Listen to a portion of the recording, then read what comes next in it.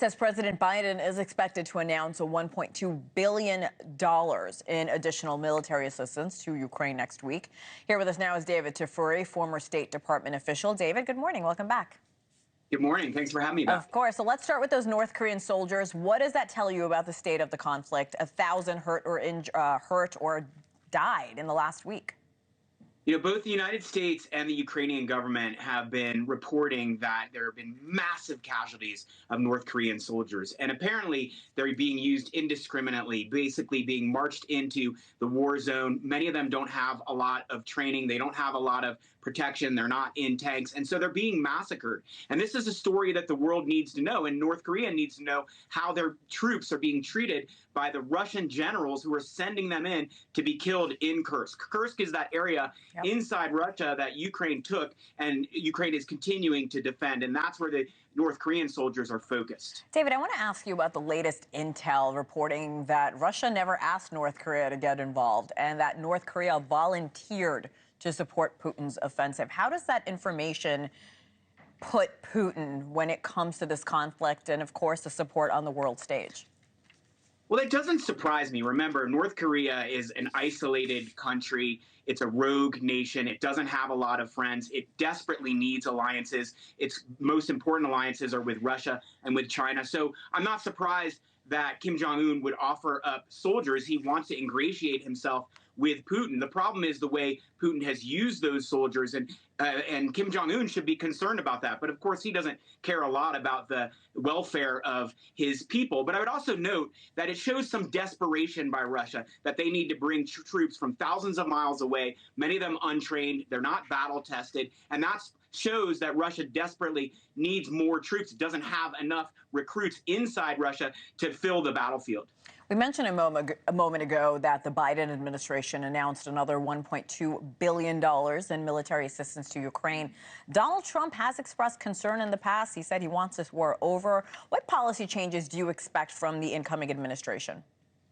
Well, first of all, you're right. I think the Biden administration over the next 3 weeks is going to surge support for Ukraine. So that's the weapons package that you mentioned. I also expect there are going to be new sanctions put in place by the Biden administration in the next couple of weeks on Russia, and they're going to target Russia's energy sector, which is where Russia gets a lot of its revenues in order to support its military-industrial complex. So I think that is definitely happening. Now, whether Trump is going to support that is a big question. I think Trump might support the new sanctions because I think he wants maximum pressure on Putin to force Putin to the table. We don't know if Trump is going to support continuing the weapons supply to Ukraine, which Ukraine desperately needs.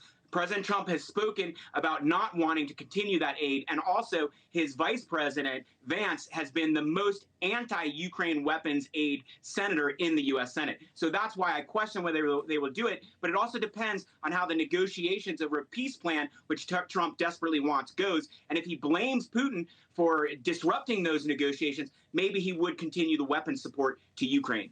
David, I want to ask you about the Israel-Hamas war as well. A U.S.-provided THAAD missile system activated against a projectile from Yemen. How likely is it that the U.S. will keep up the same level of support when Trump takes office in less than 3 weeks? Oh, I think that support is going to continue, and it could even be increased. I think Trump has a good relationship with Netanyahu. It's probably even better than the relationship that President Biden has with Netanyahu. Trump has been very forceful in his comments about wanting to support Israel. He's also put pressure on Hamas to do a ceasefire deal before he takes office. And if Hamas does not enter into a ceasefire deal with Israel, you could see part of the punishment by Trump would be increasing aid and weapons to Israel. So that's why I think that assistance is going to continue under the Trump administration. We've been reporting that the latest round of ceasefire negotiations have stalled. Once again, Biden has not been able to achieve a ceasefire in Gaza. Look, he's not alone. Many leaders have tried and failed. Trump has promised to reach that deal once he takes office. He thinks soon after he takes office. What's the reality here, David, with your expertise? The reality is that each side we get really close to a ceasefire deal and a return of hostages. One side, either Hamas or Israel, comes up with a new deal breaker. The latest deal breaker is Hamas is saying it cannot provide a list of the hostages it will return after a ceasefire. That's a problem for Israel, and Israel has a right to be to contest that because Israel needs a list of who it's going to get back after a ceasefire. Otherwise, there's no baseline to evaluate whether Hamas is complying with the ceasefire. So I expect the Biden administration to take one more really hard try at getting a ceasefire in the next 3 weeks before Trump gets inaugurated. If it fails, then Trump is going to try very hard for a ceasefire. As you said, he wants one right away. What's also nice, though, is that Biden and Trump, who are bitter political enemies, are actually collaborating on this effort, with Biden inviting Trump to put pressure on Hamas and put pressure on Israel. So they seem lockstep right now, and it doesn't really matter whether the ceasefire happens before the inauguration or right after. It just needs to happen soon. Yeah, and I think most people agree with you there. David Tafuri, Happy New Year. Thank you for joining us.